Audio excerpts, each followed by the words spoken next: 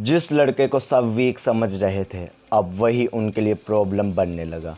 Grey की सबसे dangerous चीज़ उसकी स्ट्रेंथ नहीं बल्कि उसका दिमाग है।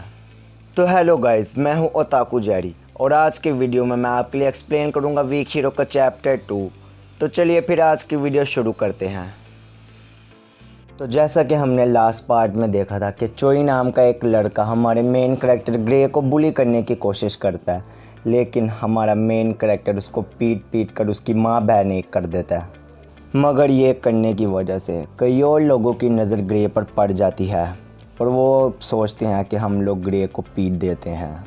फिर एंड में ग्रे घर जाने के लिए एक टनल से गुजरता है, लेकिन चोई वहाँ पर दो लोंडों के साथ पहले से ही उसका इंतज़ार कर रहा होता है।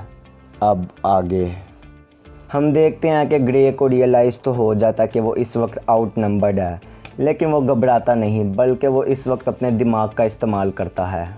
हम देखते हैं कि ग्रे अपने दिमाग में कैलकुलेट करता है कि इन तीनों में सबसे ताकतवर ये लाल बालों वाला है, तो मुझे पहले इसे ठिकाने लगाना होगा। फिर लाल बाल वाला ग्रे पर अटैक करता है, लेकिन ग्रे उसके अटैक को डोज कर लेता है और जीन से ग्रैब करके उसको नीचे गिरा देता है। फिर उसके ऊपर चढ़ के एक किक और इसका खेल ख़त्म। फिर टोपी वाला ग्रे पर अटैक करने के लिए आगे तो बढ़ता है, लेकिन ग्रे उसके फेस पर सैंड फेंक देता है और इससे पहले वो कुछ कर पाता ग्रे बहुत ही सेक्सी अंदाज में उसकी आंख में अपना खून घुसा देता है। पक्का एक आंख तो गई इसकी। आगे चोई सोच रहा होता है कि वो क्या करे, लेकिन ग्रे कहता है कि मैंने तुझे कहा था ना कि अगर तूने दोबारा मुझसे पंगा लिया तो मैं तेरी आंखें निकाल लूँगा। आगे ग्रे अपनी बेल्ट निकाल लेता है और ज़रा चोई का रिएक्शन देखो, वो यही सोच रहा है कि हैं लगता है आज ग्रे मेरी ले लेगा। क्लास की बात हो रही है गाइस, कुछ और नहीं। बड़ा हरामी हो बेटा। आगे ग्रे उसको बेल से पीटने लग जाता है। थैंक गॉड, मुझे लगा कि कुछ और ही करने वाला है।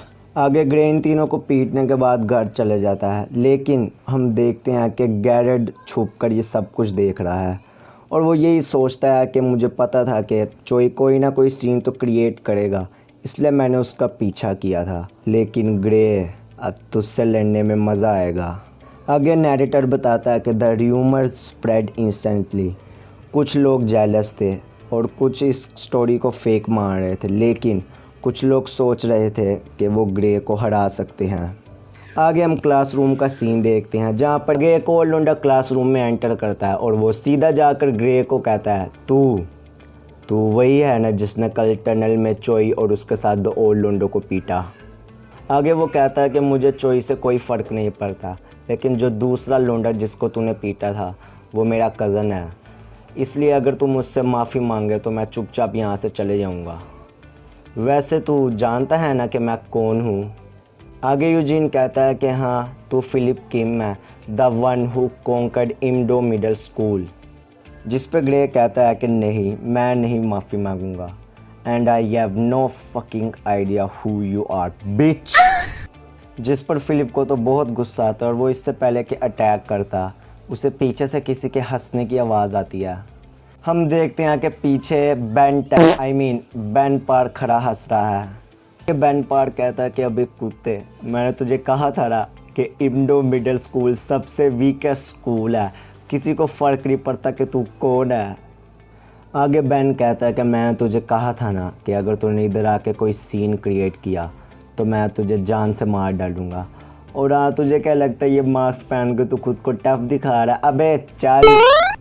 और वो पीछे खड़े लोंडो को कहता है कि और तुम दोनों निकलो यहाँ से, जिस पे वो दोनों भी डरते हुए कहता है कि ठीक है भाई, हम जा रहे हैं। आप आगे ग्रे कहता है कि तुम लोग आखिर कर क्या रहे हो, जिस पे बेन कहता है कि hey sorry for making a scene, मेरा जो ये दोस्त है इसको बहुत जल्द गुस्सा चढ़ जाता है।